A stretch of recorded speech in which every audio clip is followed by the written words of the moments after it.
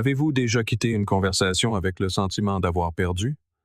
Non pas parce que vous aviez tort, mais parce que les mots vous manquaient. Non pas parce que l'autre était plus intelligent, mais parce qu'il était plus bruyant. C'est l'un des sentiments les plus frustrants au monde. Posséder la vérité, mais pas les outils pour la transmettre. Et dans le silence qui suit, vous portez le poids de tout ce que vous auriez dû dire. Mais que se passerait-il si, au lieu de réagir avec émotion, vous pouviez répondre avec une précision si calme que votre interlocuteur cesserait simplement de parler? Non par défaite, mais parce qu'il saurait qu'il ne peut pas vous ébranler. Dans un monde où l'on confond le bruit avec la force et l'agressivité avec l'autorité, il existe un pouvoir silencieux à tenir sa position avec sang-froid. Les stoïciens le savaient bien. Ils croyaient que le véritable pouvoir ne réside pas dans la domination, mais dans la maîtrise de soi. Et aujourd'hui, je veux vous montrer comment inverser ce scénario, comment parler d'une manière qui impose le respect, sans élever la voix, comment se tenir droit non pas en criant plus fort, mais en disant moins pour signifier plus. Si vous êtes quelqu'un qui valorise la paix intérieure plus que les drames futiles, qui en a assez d'être interrompu, bousculé ou sous-estimé, alors cette vidéo est pour vous. Ces 5 réponses ne visent pas à faire taire les autres par ego. Elles visent à protéger votre dignité, à reprendre votre pouvoir et à quitter chaque conversation, la tête haute et le cœur serein. Si vous cherchez à devenir plus ancré, plus conscient et plus inébranlablement vous-même, abonnez-vous pour cette version de vous qui a fini d'être réactive et qui est prête à répondre avec force. 1. Je n'ai pas besoin d'élever la voix pour avoir raison.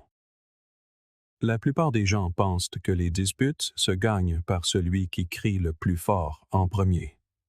Ils croient qu'en parlant avec plus de volume, plus d'intensité et plus de force, ils gagneront l'adhésion. C'est une croyance ancrée en nous depuis l'enfance. Si tu ne cries pas, tu ne seras pas entendu. Si tu ne te défends pas agressivement, tu seras perçu comme faible. Mais voici la vérité dont personne ne parle. La personne la plus bruyante dans la pièce est souvent celle qui a le moins de contrôle. Et le contrôle de votre esprit, de vos émotions, de votre présence, c'est là que réside le vrai pouvoir. Dès que quelqu'un élève la voix pour dominer une conversation, il révèle une chose très clairement. Il a déjà perdu son calme et essaie de le remplacer par du bruit.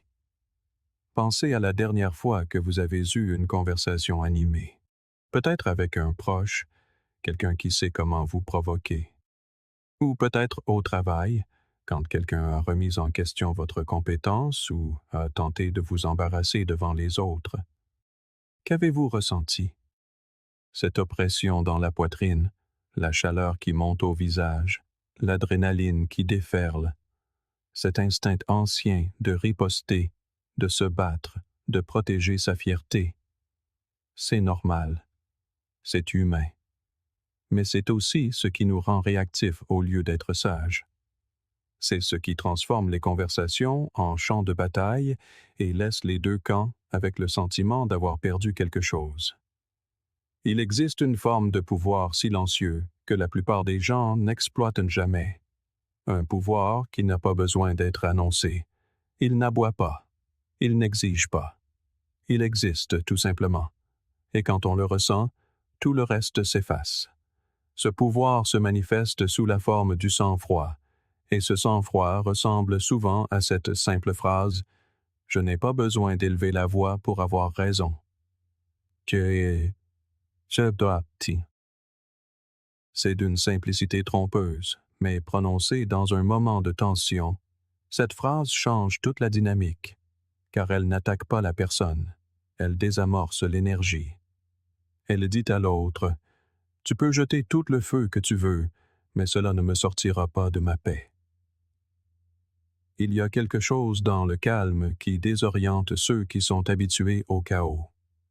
Quel Kuno s'approche de vous en attendant une réaction, de la chaleur, de l'émotion, des représailles. Et ce qu'il obtient, c'est l'immobilité. Cette immobilité les déconcerte car elle leur rappelle ce qui leur manque. Elle place un miroir devant leur propre chaos émotionnel. Elle expose le bruit. Et dans cette exposition, ils réalisent qu'ils ont perdu leur emprise sur l'instant. C'est la vraie raison pour laquelle cette phrase fait taire les gens. Elle ne les domine pas. Elle leur rappelle qu'ils sont hors de contrôle. Épictète enseignait que « quiconque est capable de vous mettre en colère devient votre maître ». Ce qu'il voulait dire est simple. S'ils peuvent vous provoquer, ils vous possèdent. Ils contrôlent les ficelles de votre système nerveux. Ils tirent et vous réagissez. Mais que se passe-t-il quand vous ne réagissez pas? Quand vous laissez la provocation vous traverser sans vous atteindre, sans être revendiqué? Vous prenez le dessus, non pas sur eux, mais sur vous-même. C'est de ce pouvoir dont nous parlons. Le pouvoir de se tenir dans le feu sans devenir le feu. Et il ne s'agit pas d'être sans émotion. Soyons clairs, le stoïcisme n'est pas l'absence de sentiments, c'est la maîtrise de la réponse. Vous ressentez la colère, l'envie de crier, de vous défendre, de gagner. Mais vous ne laissez pas ces sentiments guider votre comportement. Vous les laissez passer comme une tempête. Vous vous asseyez en dessous, en les observant. Et quand ils s'estompent, ce qui reste, c'est la clarté. C'est pour cela que les stoïciens s'entraînaient, la capacité de faire une pause, de réfléchir et de répondre délibérément et non impulsivement. C'est ce que cette phrase incarne. Ce n'est pas juste une déclaration, c'est une démonstration de force intérieure. Mettons cela dans un scénario réel. Imaginez-vous à une réunion de famille. Tout le monde passe un bon moment, puis quelqu'un aborde un sujet sur lequel vous êtes en désaccord depuis longtemps, quelque chose de sensible. Il élève la voix, lance peut-être même une pique passive-agressive dans votre direction. Tous les regards se tournent vers vous. Tout le monde s'attend à une scène. Mais vous respirez, restez ancré et dites « Je n'ai pas besoin d'élever la voix pour avoir raison. » Vous ne bronchez pas. Vous ne vacillez pas. Vous parlez clairement, calmement. Et à cet instant, vous retirez l'oxygène du feu. Vous ne gagnez pas en écrasant l'autre personne. Vous gagnez en refusant de vous consumer. Quand quelqu'un élève la voix, ce qu'il exprime souvent, c'est sa propre insécurité, sa propre peur de ne pas être entendu, son propre besoin non résolu de se sentir en contrôle. Et quand vous comprenez cela, il devient plus facile de répondre avec compassion et non avec combat. Vous cessez de le prendre personnellement. Vous cessez d'avoir besoin de dominer. Vous les voyez clairement et, plus important encore, vous vous voyez clairement aussi. Ce type de communication, ferme mais calme, est magnétique.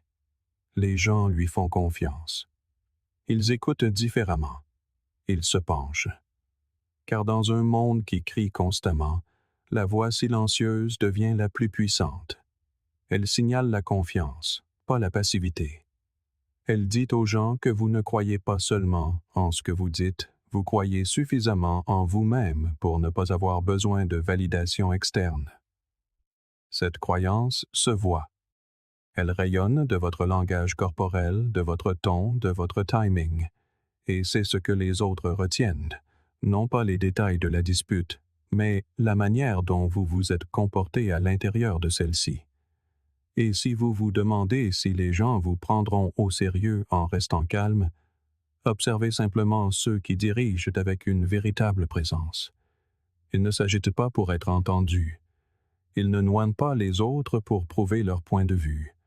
Ils parlent et la pièce se tait. Non pas parce qu'ils l'ont exigé, mais parce que les gens voulaient les écouter. C'est ce que fait le sang-froid.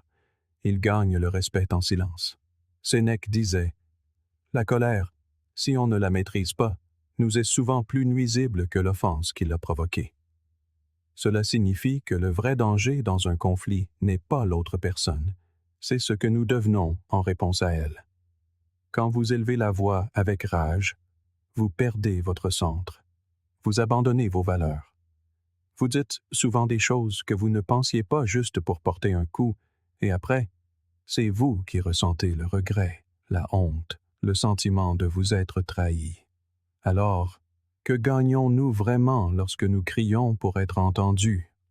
Il ne s'agit pas seulement de communication, il s'agit d'identité, du type de personne que vous voulez être dans les moments de pression.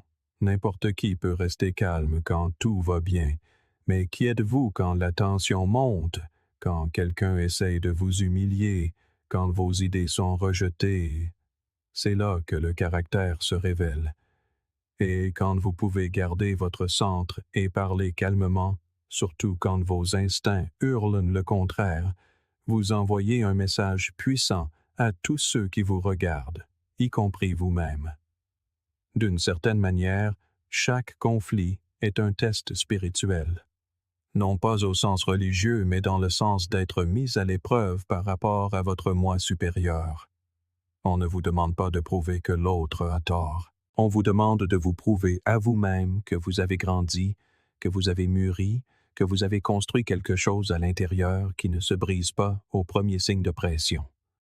Et lorsque vous réussissez ce test, la confiance qui en découle ne peut être enlevée par personne, car vous l'avez gagnée par la discipline. Parlons de l'effet d'entraînement. Lorsque vous commencez à communiquer de cette manière, les gens le remarquent. Vous commencez à influencer l'atmosphère autour de vous. Les autres le sentent. Ils ajustent leur ton. Ils vérifient leurs mots. Non pas parce que vous l'avez exigé, mais parce que votre présence l'appelle. Vous ne participez pas au chaos émotionnel, et ce refus crée un espace de stabilité. Il donne aux autres la permission de s'élever à votre niveau, ou révèle ceux qui ne sont pas prêts à vous y rencontrer. Avec le temps, vous devenez connu comme quelqu'un de fiable dans les situations tendues, quelqu'un qui n'escalade pas, mais qui ancre, quelqu'un qui écoute profondément, parle clairement et dirige sans avoir besoin de dominer.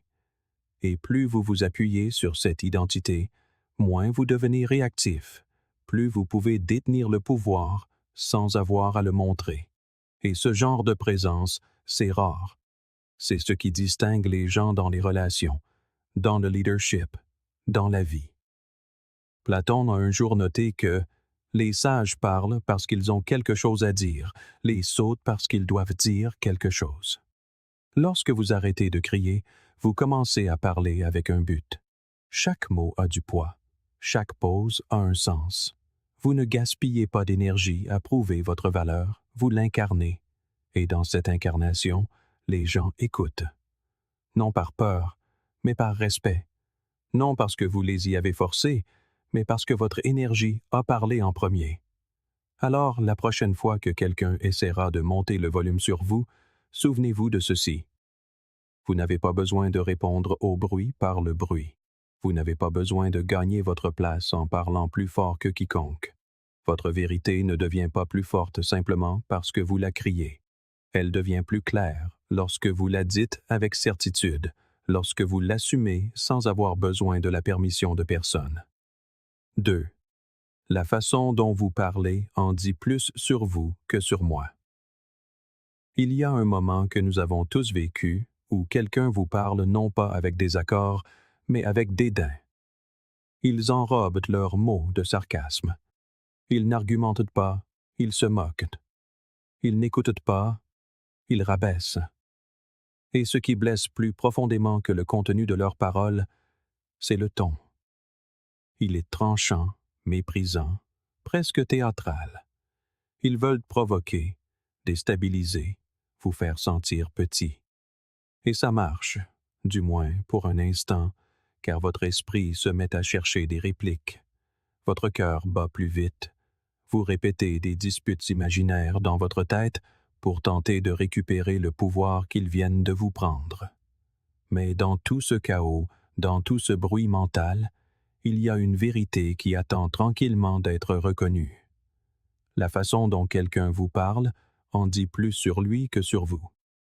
Cette vérité n'est pas juste une observation intelligente, c'est un recadrage complet du pouvoir. Quand quelqu'un s'emporte ou parle avec condescendance, il est facile de penser qu'il révèle quelque chose sur vous. Que peut-être vous n'êtes pas assez clair, que peut-être vous avez tort, que peut-être vous méritez ce ton. Mais c'est rarement le cas. Car la manière dont une personne communique dans les moments de tension, de conflit ou d'inconfort est un miroir. Un miroir qui reflète son éducation, sa vision du monde, sa maturité émotionnelle et, surtout, sa maîtrise de soi. Et quand quelqu'un choisit de vous parler avec irrespect, c'est presque toujours un aveu de son propre désordre intérieur. Carl Jung a dit un jour, « Tout ce qui nous irrite chez les autres peut nous conduire à une meilleure compréhension de nous-mêmes. » Dans le même esprit, tout ce que quelqu'un révèle à travers ses mots, en particulier son ton, offre un aperçu de qui il est vraiment. Cela vous dit ce qu'il a refoulé. Comment il perçoit les gens qui ne sont pas d'accord avec lui. À quel point il se sent menacé lorsque ses idées sont remises en question. Car les personnes confiantes n'attaquent pas les autres parce qu'ils pensent différemment. Les personnes sûres d'elles n'ont pas besoin d'humilier pour se sentir valides. Elles savent qui elles sont, alors elles accordent aux autres la même dignité. Pensez à ces moments où quelqu'un a dépassé les bornes, non pas avec des faits, mais avec la manière de les dire. Peut-être qu'il a levé les yeux au ciel en pleine conversation, a souri narquoisement pendant que vous parliez, ou a utilisé ce ton passif-agressif qui ressemble plus à une gifle qu'à une phrase. Et peut-être qu'à ce moment-là, vous vous êtes senti petit. Vous avez ressenti l'envie de riposter, d'égaler son sarcasme, de piquer là où ça fait mal, de dire quelque chose qui, vous le saviez, laisserait une marque. Mais au fond de vous, vous saviez aussi que si vous répondiez comme lui, vous deviendriez comme lui. Et cela vous coûterait votre paix, vos valeurs et votre contrôle. C'est pourquoi cette phrase, « La façon dont vous parlez en dit plus sur vous que sur moi » est si puissante. Elle interrompt le cycle. Elle ne riposte pas. Elle n'alimente pas le drame. Elle tend simplement un miroir. Et pas n'importe quel miroir, un miroir honnête, un miroir qu'ils ne peuvent pas contester, car il leur renvoie leur ton, leur énergie, leur choix de mots. Vous ne les humiliez pas. Vous ne les grondez pas. Vous leur montrez simplement quelque chose qu'ils ne voulaient pas voir. Eux-mêmes, sans filtre. Ce qui rend cela si efficace, c'est que ça ne vient pas d'une réactivité émotionnelle. Ce n'est pas une réplique que vous lancez pour gagner. C'est une limite que vous posez pour vous protéger et pour inviter l'autre à l'introspection. Et qu'il l'admette ou non, il le sentira. Il lèvera peut-être à nouveau les yeux au ciel, il se moquera peut-être, mais à l'intérieur, quelque chose fera son chemin. Car contrairement à une insulte, cette phrase ne déclenche pas la défensive. Elle active la prise de conscience. Et pour les gens qui n'ont jamais été forcés de regarder leur propre schéma, cette prise de conscience est profondément inconfortable.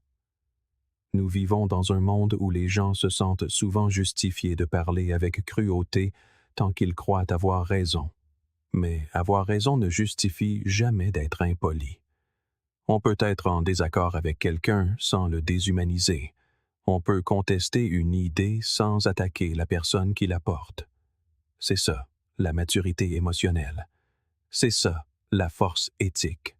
Mais malheureusement, beaucoup de gens l'ignorent. Ils utilisent le ton comme une arme, puis se cachent derrière la logique comme un bouclier, et si vous n'y prenez pas garde, vous commencerez à faire de même. Mais vous n'êtes pas obligé. Vous n'avez pas à entrer dans cette arène. Vous pouvez observer leur ton et le reconnaître pour ce qu'il est, une expression de qui ils sont, pas une déclaration sur qui vous êtes. Et quand vous dites « La façon dont vous parlez en dit plus sur vous que sur moi », vous reprenez votre pouvoir sans essayer de prendre le leur. Vous affirmez vos limites sans élever la voix. Vous repartez avec votre respect de vous-même intact. Et c'est une victoire bien plus grande que de gagner une dispute. Il y a une dignité silencieuse à refuser d'être entraîné dans le chaos émotionnel de quelqu'un d'autre, à regarder ces mots tourbillonner comme une tempête pendant que vous restez immobile, à ne pas répondre au manque de respect par plus de manque de respect, mais plutôt par la clarté. Car c'est la clarté qui fait taire les gens, pas les insultes intelligentes. Lorsque vous êtes clair sur qui vous êtes, sur ce que vous valorisez et sur ce que vous tolérez ou non, les gens s'élèvent ou reculent. Et les deux résultats sont utiles. Marc Aurèle a dit un jour « Vous avez le pouvoir sur votre esprit, pas sur les événements extérieurs. Réalisez cela et vous trouverez la force. » Ce que quelqu'un vous dit est hors de votre contrôle, mais la façon dont vous l'interprétez, dont vous répondez, dont vous vous comportez à ce moment-là, cela vous appartient entièrement. Et c'est là que l'attention doit se porter. Non pas à prouver qu'ils ont tort, non pas à défendre votre ego, mais à rester fidèle à vous-même, même lorsque tout dans l'instant vous supplie de vous abaisser. Alors, comment y parvenir? Comment rester calme quand quelqu'un vous pousse clairement à bout? Rappelez-vous ceci. Le manque de respect est souvent un appel au contrôle, le signe que la personne en face de vous se sent menacée. Et au lieu d'assumer sa peur, elle essaie de vous la jeter dessus. Mais la peur déguisée en agression reste de la peur. Et quand vous pouvez voir cela, son comportement cesse d'être personnel. Il devient prévisible. Et les choses prévisibles n'ont pas besoin d'être combattues, elles ont juste besoin d'être comprises. Cela ne signifie pas que vous devez tolérer les abus. Soyons clairs. Cette phrase n'est pas une permission de se laisser marcher sur les pieds. Ce n'est pas de la passivité, c'est du pouvoir. Le pouvoir de se désengager sans drame. Le pouvoir de vous défendre sans devenir comme la personne qui vous a attaqué. Vous pouvez tracer des limites, vous pouvez partir, mais vous le faites avec intention, pas par impulsion. C'est toute la différence. Et voici la vérité. Lorsque vous commencerez à utiliser cette phrase, à vous ancrer dans ce genre de présence, certaines personnes insisteront encore plus, parce que vous ne jouez pas le jeu. Vous ne réagissez pas comme elles s'y attendaient. Vous ne leur donnez pas la satisfaction de vous voir vaciller. Et cela les déconcerte, car cela les oblige à regarder à l'intérieur d'eux-mêmes. Cela les force à remarquer l'écho de leur propre voix, et cet écho révèle souvent plus qu'ils ne sont prêts à entendre. Sénèque a dit « Être d'humeur égale est la plus grande des vertus. » D'humeur égale. Pas émotionnellement plat, pas froid, mais stable, centré, calme face au chaos de quelqu'un d'autre. C'est ce que vous incarnez lorsque vous utilisez cette phrase. Vous montrez que votre estime de soi n'est pas négociable, que votre énergie n'est pas disponible pour chaque dispute, que vous ne laisserez pas l'instabilité émotionnelle de quelqu'un d'autre dicter la température de votre esprit. Avec le temps, les gens commenceront à vous associer à la stabilité. Ils réaliseront que vous ne tolérez pas certains tons, que s'ils veulent avoir une conversation avec vous, ils devront s'élever à votre niveau, et non vous entraîner vers le leur. Et lentement, la façon dont les gens vous parlent commencera à changer, car l'énergie ne ment pas. Et lorsque vous portez l'énergie de la confiance calme, cela crée une sorte de responsabilité silencieuse pour tous ceux avec qui vous interagissez. Socrate enseignait que la meilleure façon de vivre avec honneur en ce monde est d'être ce que nous prétendons être. Cela s'applique ici plus que jamais. Nous voulons tous être perçus comme sages, ancrés, calmes. Mais le mettons-nous réellement en pratique quand les choses se corsent, quand quelqu'un nous manque de respect, quand nous sommes tentés de riposter? Utiliser cette phrase est plus qu'une stratégie de communication. C'est une façon d'aligner votre comportement avec vos valeurs. C'est un test quotidien de votre intégrité émotionnelle. Et écoutez, ce n'est pas toujours facile. Il y aura des jours où votre patience sera à bout, où le ton de quelqu'un vous blessera plus que prévu, où vous sentirez la chaleur monter dans votre poitrine et les mots se précipiter sur votre langue. Ce n'est pas grave. Vous êtes humain. La croissance ne consiste pas à être parfait, mais à être conscient. Et dans cette conscience, vous vous donnez la chance de faire une pause, de respirer, de choisir votre réponse. Et parfois, ce choix consiste à prendre du recul. Parfois, la réponse la plus juste tient en une phrase, prononcée avec calme. La façon dont vous me parlez en ce moment en dit plus sur vous que sur moi. Ou encore, parlons-en quand nous pourrons le faire respectueusement. Il existe un certain type de dispute qui n'en est pas vraiment une. On dirait plutôt un piège. Vous y entrez avec l'intention de résoudre un problème, d'apporter de la clarté, peut-être même la paix. Mais très vite, l'énergie bascule, le ton monte, les interruptions s'enchaînent. L'autre personne cesse d'écouter, non pas par désaccord, mais parce que comprendre ne l'intéresse pas. Elle ne veut pas de résolution, elle veut le contrôle. Et à un moment donné, vous réalisez que ce n'est plus une conversation. C'est un champ de bataille émotionnel. Dans ces instants où votre esprit semble tirer dans toutes les directions, une seule phrase peut tout recentrer. Parlons-en quand nous pourrons le faire respectueusement. Une étrange pression nous pousse à continuer de parler quand les choses s'enveniment, comme si le silence était un abandon, comme si s'éloigner était une défaite. Mais c'est faux. Parfois, poursuivre une conversation est la chose la plus destructrice que vous puissiez faire, car les mots prononcés dans le manque de respect sont des armes qui se cachent sous le masque du dialogue. Et chaque fois que vous restez dans cette dynamique, espérant que l'autre deviendra soudainement doux ou raisonnable, vous trahissez votre propre paix intérieure. Vous commencez à tordre vos mots pour être entendus, à défendre votre ton plus que vos idées, et à vous demander si, finalement, ce n'est pas vous qui exagérez, mais si vous devez hausser la voix pour vous sentir écouté, ou abaisser vos standards pour mettre quelqu'un à l'aise, c'est que la limite est déjà franchie. Il y a quelque chose d'incroyablement puissant dans le fait de poser une limite, non pas avec colère ou arrogance, mais avec grâce. Parlons-en quand nous pourrons le faire respectueusement. N'est pas une porte claquée au nez de quelqu'un.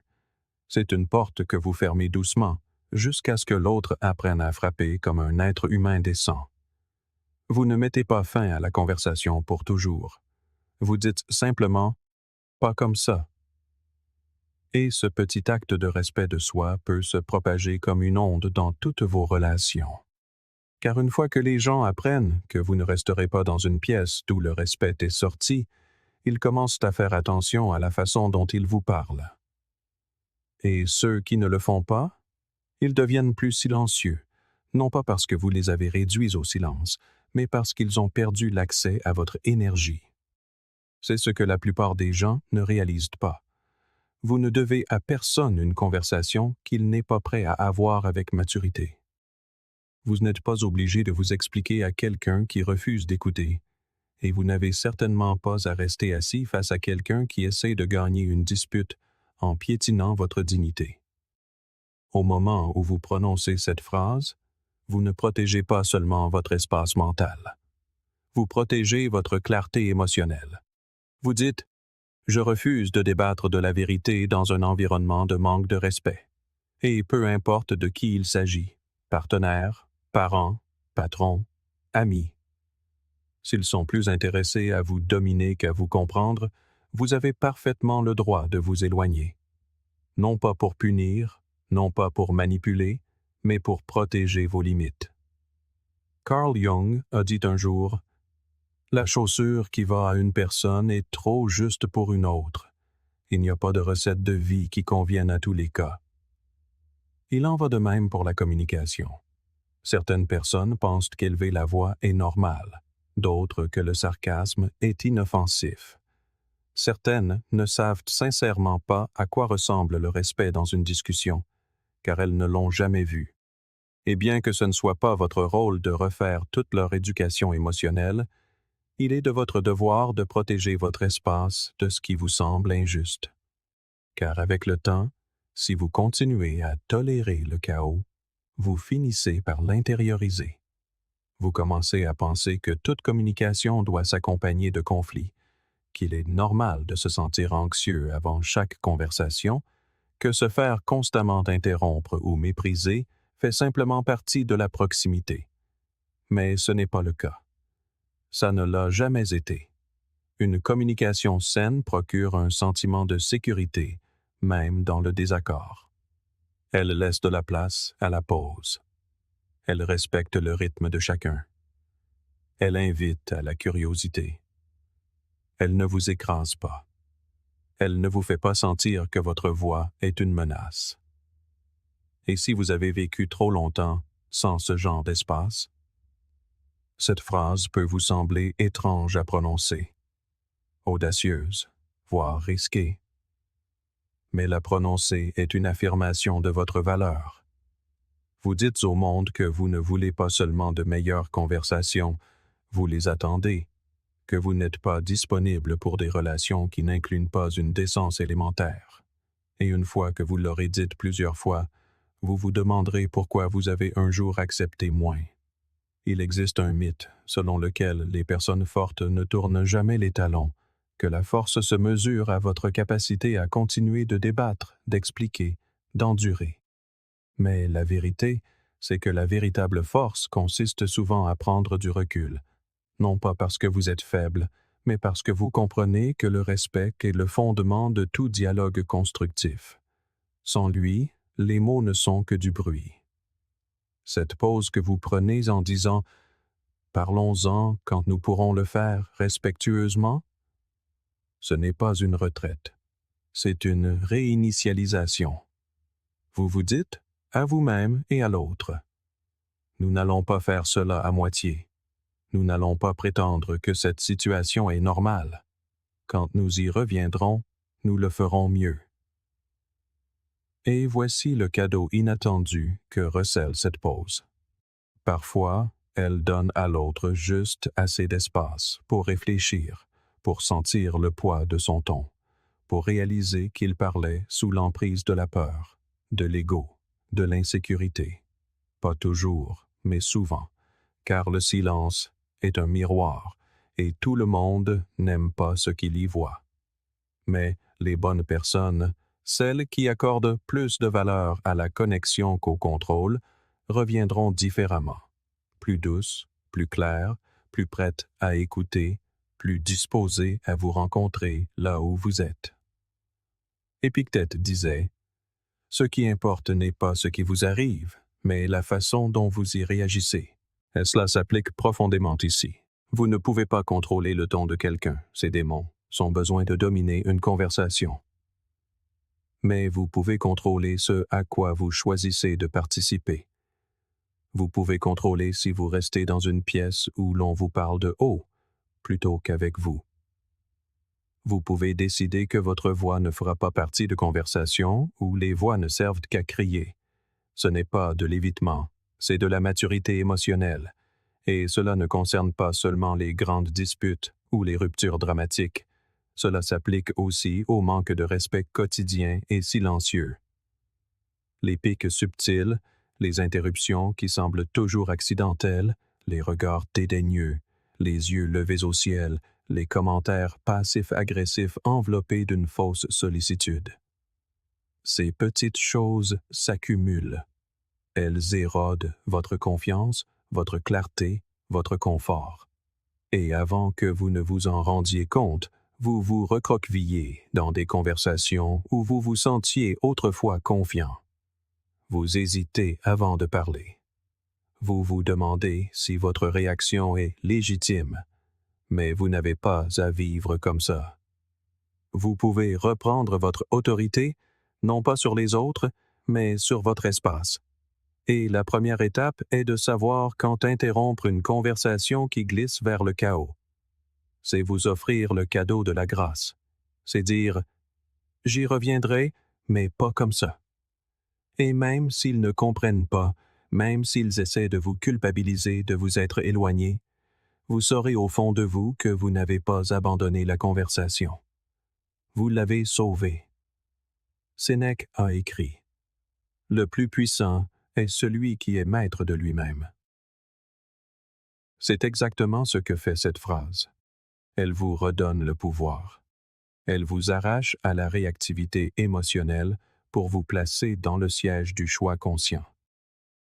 Elle vous rappelle que votre présence est un privilège, pas une punition, que vous n'avez pas à rester là, à absorber la tempête de quelqu'un d'autre pour prouver ce que vous valez. Vous n'êtes pas l'équipe de nettoyage des désordres émotionnels des autres. Vous n'êtes pas le déversoir de leurs frustrations, et vous n'êtes pas responsable de ce qu'ils ressentent face à vos limites. Donc, si quelqu'un se met en colère lorsque vous dites « Parlons-en quand nous pourrons le faire respectueusement », cela vous dit tout. Car si votre désir de respect les offense, c'est qu'ils n'ont jamais essayé de communiquer. Ils essayaient de contrôler. Et vous n'avez pas besoin de nourrir cette énergie, peu importe de qui elle vient. Maintenant, imaginons comment cela se déroule dans la vie réelle. Visualisez-vous dans une dispute. L'autre personne vous interrompt. Elle hausse la voix. Elle lance des accusations que vous savez injustes. Vous sentez votre estomac se nouer, vos mains se crisper. Mais au lieu de crier plus fort, vous respirez. Vous vous ancrez. Vous la regardez et dites « Parlons-en quand nous pourrons le faire respectueusement. » C'est tout. Pas de cris, pas d'explication. Juste de la clarté, puis le silence. Peut-être qu'elle vous suivra. Peut-être qu'elle protestera. Peut-être qu'elle vous traitera de dramatique. Mais rien de tout cela n'a d'importance parce que vous venez de poser une norme. Et qu'elle l'admette ou non, elle sait maintenant exactement où se trouve votre limite. Le plus beau, vous n'avez pas besoin de vous justifier. Vous n'avez pas besoin de la convaincre que son ton était déplacé. Vous n'avez pas besoin d'une longue explication. Vous vous éloignez simplement. Et plus vous pratiquez cela, plus cela devient naturel. Il ne s'agit pas de créer un conflit. Il s'agit de protéger la connexion, car les conversations ancrées dans le respect sont les seules qui valent la peine d'être menées. Aristote a dit un jour, « N'importe qui peut se mettre en colère, c'est facile, mais se mettre en colère contre la bonne personne, au bon degré, au bon moment, pour la bonne raison et de la bonne manière, ça, ce n'est pas facile. » Ah, on pourrait en dire autant de la communication. Tout le monde peut parler, mais communiquer avec clarté, bienveillance et des limites fermes, cela demande de la force. Cela demande de la pratique. Cela demande de connaître sa valeur. Numéro 4. Je préférerais ne pas poursuivre cette conversation.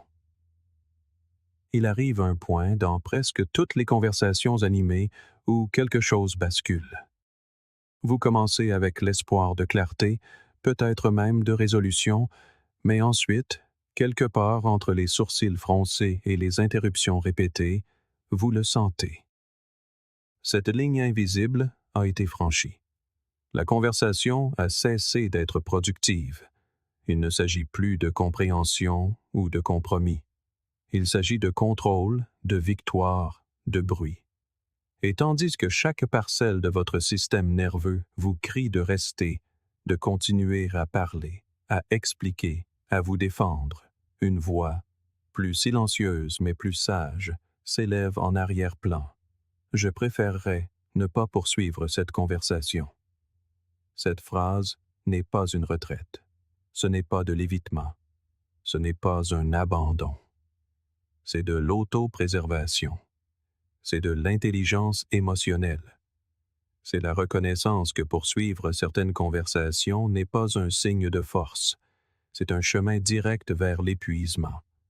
Et nous sommes tous passés par là, piégés dans des boucles qui ne mènent nulle part, à débattre en rond avec quelqu'un qui n'écoute pas, qui attend seulement de répondre. À nous répéter, à hausser le ton, à perdre notre sang-froid et à repartir avec moins de paix qu'au départ. Et après, nous nous demandons « Pourquoi suis-je resté?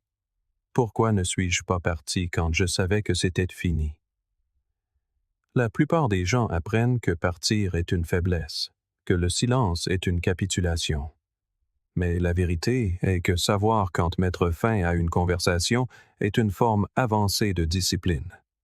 Car n'importe qui peut continuer à parler. N'importe qui peut rester dans une boucle toxique. Ce qui demande de la force, c'est la capacité de dire « Ceci n'est plus bon pour aucun de nous deux. J'arrête pour l'instant, peut-être pour toujours. » Ce n'est pas passif, c'est puissant. Il ne s'agit pas d'avoir le dernier mot. En fait, cette phrase signifie souvent y renoncer. Vous abandonnez le besoin d'être compris dans l'instant. Vous libérez l'attente que cette personne vous rencontrera soudainement avec empathie ou équité. Et c'est dans cette libération que votre paix commence. C'est là que vous récupérez votre temps, votre énergie et votre clarté mentale. Il y a des conversations qui vous vident, non pas à cause de ce qui est dit, mais de la manière dont c'est dit. Le ton est tranchant, l'énergie est lourde, les intentions sont floues. Et malgré tous vos efforts pour rester calme, rationnel et ouvert, vous vous sentez glissé. C'est le moment. C'est le signal. Quand votre monde intérieur commence à se tordre en nœuds, c'est alors que cette phrase devient votre boussole. Je préférerais ne pas poursuivre cette conversation. Elle n'est pas dite avec sarcasme, ni avec agressivité. Elle est dite avec calme, avec finalité. C'est une façon de dire « Ma paix vaut plus que ce moment ». Et cela n'a pas besoin d'être dramatique. Pas de longues explications. Pas de culpabilisation. Juste la reconnaissance claire que l'échange n'est plus productif ou respectueux, et par conséquent, il s'arrête ici. Carl Jung a dit un jour « Ce à quoi vous résistez persiste ». Et plus vous essayez de forcer la communication avec quelqu'un qui n'est pas prêt émotionnellement, psychologiquement ou spirituellement, plus le chaos grandit. Vous pouvez penser que vous progressez, que vous êtes patient.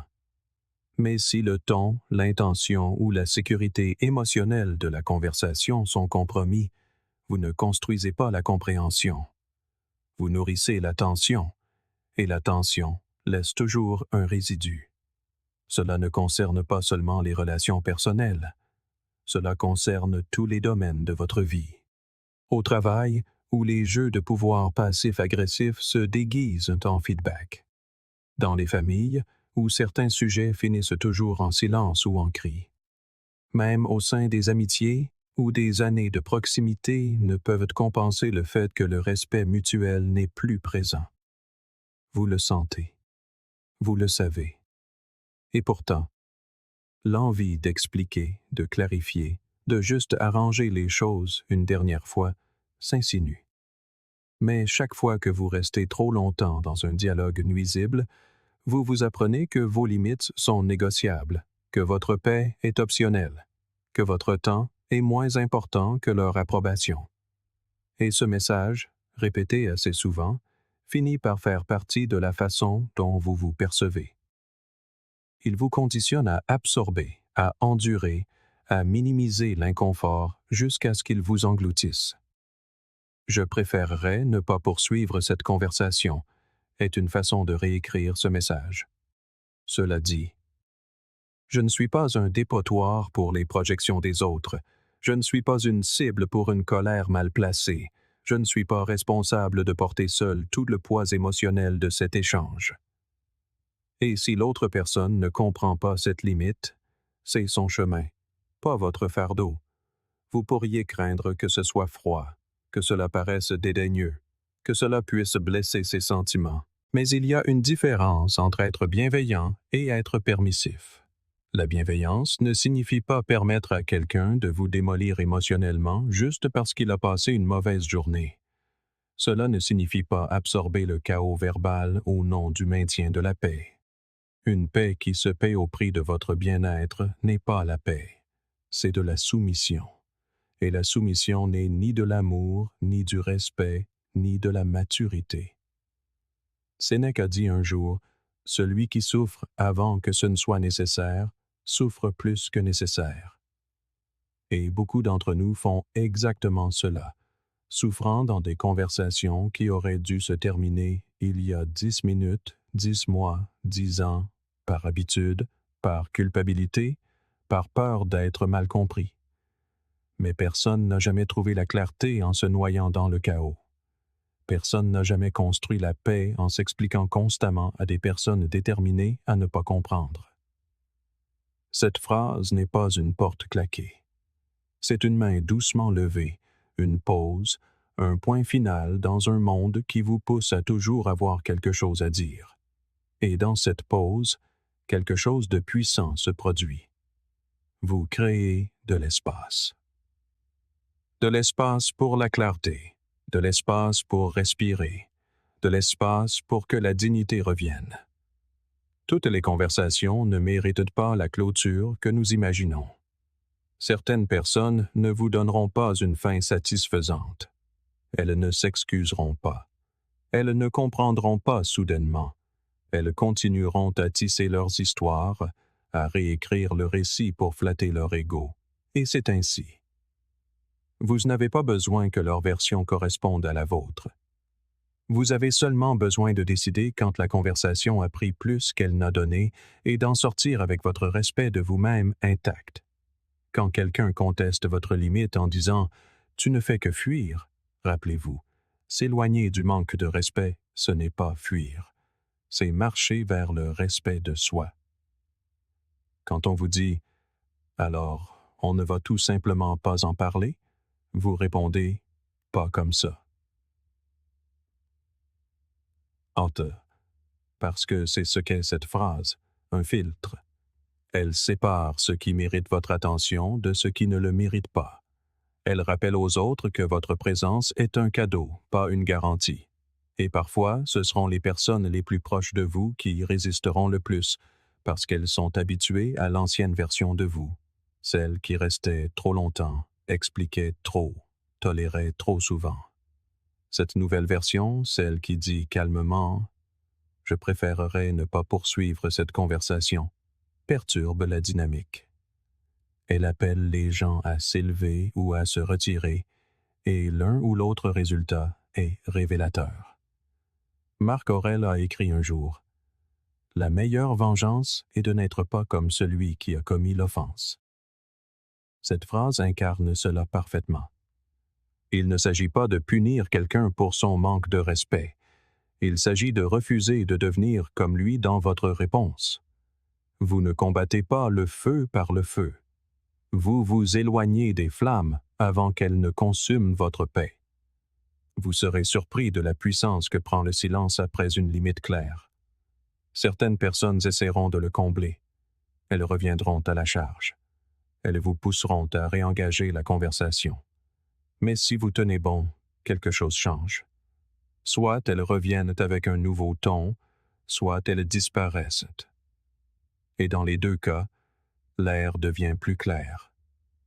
Le poids se lève, et il vous reste de l'espace pour penser, pour respirer, pour vous sentir à nouveau humain. Il ne s'agit pas d'être supérieur. Il s'agit d'être en bonne santé, émotionnellement, mentalement, spirituellement. Car plus vous vous entraînerez à mettre fin aux conversations qui ne vous servent plus vous développerez une confiance inébranlable en vous-même. Vous cesserez d'avoir besoin que les autres valident vos limites. Vous cesserez de vous sentir coupable de choisir la paix.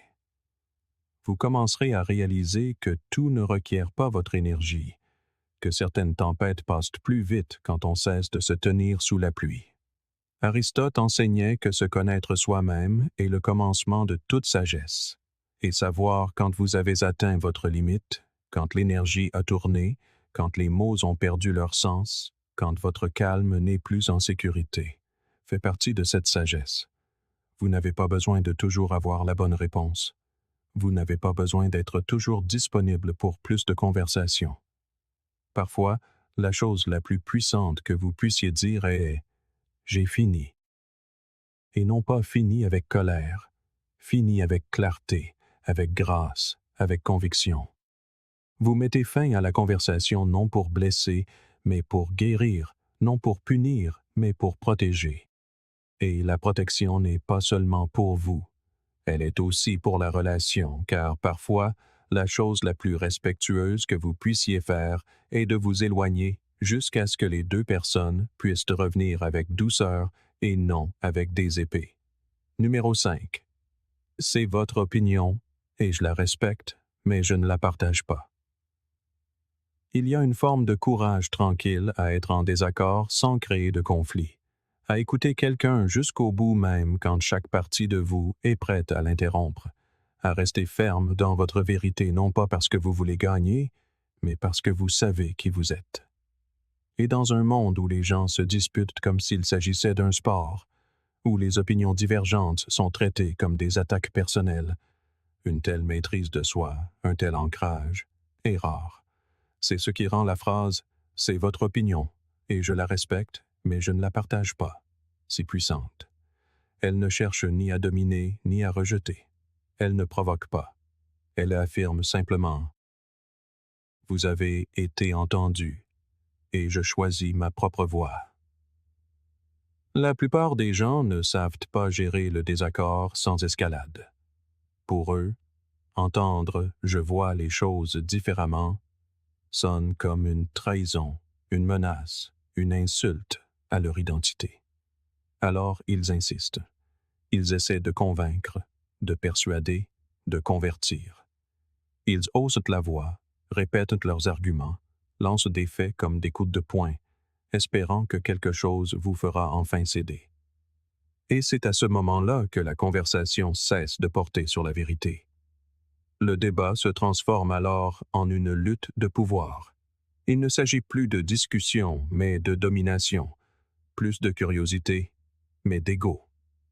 Quand vous dites « c'est votre opinion, et je la respecte, mais je ne la partage pas », vous sortez de ce jeu. Vous ne répondez pas à la pression par la pression. Vous y répondez par la présence, par l'assurance et en posant des limites. Vous affirmez, sans avoir besoin d'en débattre, que votre esprit vous appartient. Et plus important encore, que l'autre n'a pas besoin d'être d'accord avec vous pour que vous vous sentiez légitime.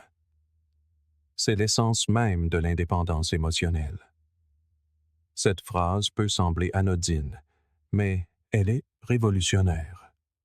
Car trop de gens ont bâti leur estime de soi sur l'approbation des autres, sur le besoin d'être acceptés, aimés, validés. Et lorsque cet accord leur est refusé, ils s'effondrent. Ils pensent qu'être contesté, c'est être rejeté, mais rien n'est plus faux. En réalité, la chose la plus respectueuse que vous puissiez offrir à quelqu'un est votre honnêteté, vos véritables pensées, votre position réelle. Et si cette honnêteté est enveloppée de respect, elle devient un pont et non un mur. Mais c'est là que les choses se compliquent. Cette phrase, aussi simple soit-elle, doit venir du bon endroit.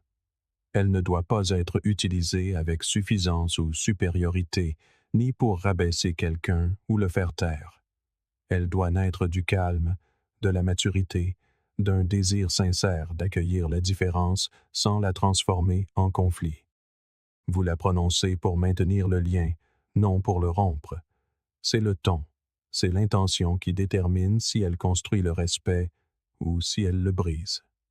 Carl Jung a dit un jour « Le privilège d'une vie est de devenir qui vous êtes vraiment. » Et devenir qui vous êtes vraiment signifie apprendre à porter vos opinions sans excuse, sans agressivité, sans vous dérober lorsqu'elles sont remises en question. Tout le monde ne partagera pas votre vision du monde, et c'est très bien ainsi. La diversité de pensée n'est pas l'ennemi de l'unité. Elle est le fondement d'une véritable compréhension. Mais cette compréhension n'est possible que si les deux interlocuteurs se sentent en sécurité pour s'exprimer et pour être en désaccord. Nous avons tous connu ces moments où quelqu'un essaie de nous dicter notre façon de penser. Cela peut venir de l'amour, de la peur ou de l'habitude, mais le schéma est le même.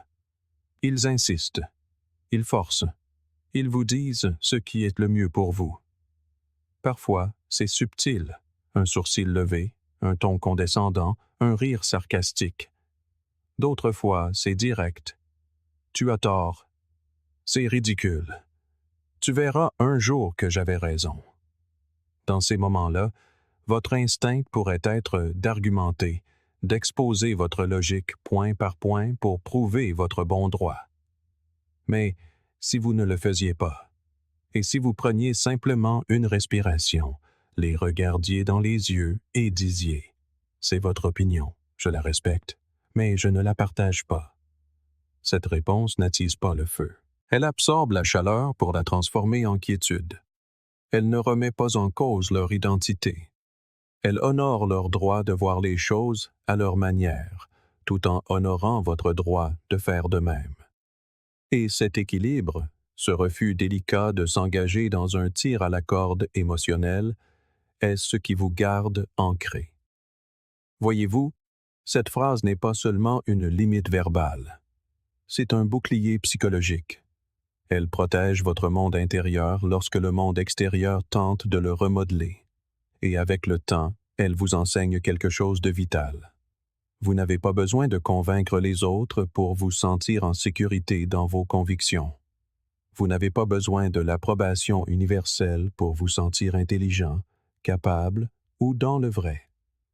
Ce besoin de persuader, souvent déguisé en conversation, n'est parfois que la peur sous un masque, la peur que votre solidité dépende du soutien qui vous entoure. Mais lorsque vous atteignez le point où vous pouvez dire « Je respecte votre point de vue, mais je ne le partage pas », et le penser sincèrement, vous avez dépassé cette peur. Vous êtes entré dans un nouveau niveau de confiance en soi. Une confiance qui ne vacille pas à chaque remise en question. Une confiance qui reste ferme sans être sur la défensive. Et cela, en retour, invite les autres à vous rejoindre à ce même niveau. Car la maturité reconnaît la maturité. La force respecte la force. Il y a une autre raison pour laquelle cette phrase est si utile. Tous les désaccords n'ont pas lieu avec des ennemis. En fait, les plus difficiles surviennent généralement avec les personnes que nous aimons. La famille, les amis, les mentors, ceux qui ont contribué à nous façonner. Et lorsqu'ils ont des convictions fortes qui s'opposent aux nôtres, il peut être incroyablement difficile de rester ferme sans briser la relation. C'est alors que cette phrase devient un pont. Vous ne les excluez pas. Vous dites « Je t'entends et je respecte ton droit de croire ce que tu crois. Mais je ne suis pas toi et ce n'est pas grave. » Épictète a écrit « Si quelqu'un réussit à te provoquer, sache que ton esprit est complice de la provocation. » Cela s'applique parfaitement ici. Lorsque l'opinion d'autrui nous déclenche, c'est souvent parce que nous n'avons pas fait entièrement la paix avec la nôtre. Nous cherchons encore une permission extérieure et nous réagissons donc non pas à l'autre, mais à notre propre incertitude intérieure. Mais le moment où vous ne ressentez plus le besoin de réagir, c'est le moment où vous savez que vous avez grandi. Cette phrase devient alors naturelle. Ce n'est plus une défense, ni une stratégie, mais simplement le reflet de votre clarté. Et la clarté, lorsqu'elle est exprimée doucement, peut avoir plus d'impact qu'une centaine d'arguments bruyants, car les gens s'attendent à de la résistance, ils s'y préparent. Mais lorsque vous répondez à l'intensité par la sérénité, cela les désarme. Ils ne seront peut-être pas d'accord avec vous, mais ils sentiront l'intégrité dans vos paroles. Et même s'ils ne l'admettent jamais, une partie d'eux vous respectera pour cela. Sénèque a dit un jour « Tant que tu vis, continue d'apprendre à vivre. » Et l'une des choses les plus difficiles à apprendre est de rester bienveillant face à la pression, de garder sa dignité lorsque d'autres remettent en question notre chemin, de permettre aux autres d'avoir tort sans ressentir le besoin de les punir. C'est ce que cette phrase nous enseigne. Le désaccord ne doit pas signifier la déconnexion. On peut aimer quelqu'un profondément et pourtant dire « Je ne pense pas comme toi ». et il n'est pas nécessaire de le dire avec hostilité ou distance, juste avec certitude, avec calme. Avec le temps, les gens commencent à associer votre présence à quelque chose de rare, la sécurité émotionnelle. Ils savent que vous n'allez pas exploser si l'on vous conteste, que vous ne vous moquerez pas d'eux parce qu'ils pensent différemment, que même dans le désaccord, vous restez ancré. Et ce genre de présence est magnétique. Elle attire les gens. Elle invite à la vérité. Elle construit la confiance. Vous n'avez pas besoin de parler plus fort pour être entendu. Vous n'avez pas besoin de gagner chaque débat pour prouver votre valeur. La véritable victoire, c'est de repartir avec sa paix intérieure intacte, ses valeurs inébranlables et sa dignité préservée. Voilà la force. Voilà la maîtrise. Et c'est ce genre de présence dont le monde se souvient, dans le silence, et non dans le bruit. Si ces mots ont résonné en vous, une autre vidéo vous attend sur votre écran, prête à vous emmener plus loin. Regardez-la. Vous êtes prêt. Et merci d'être ici, de faire partie du journal stoïcien.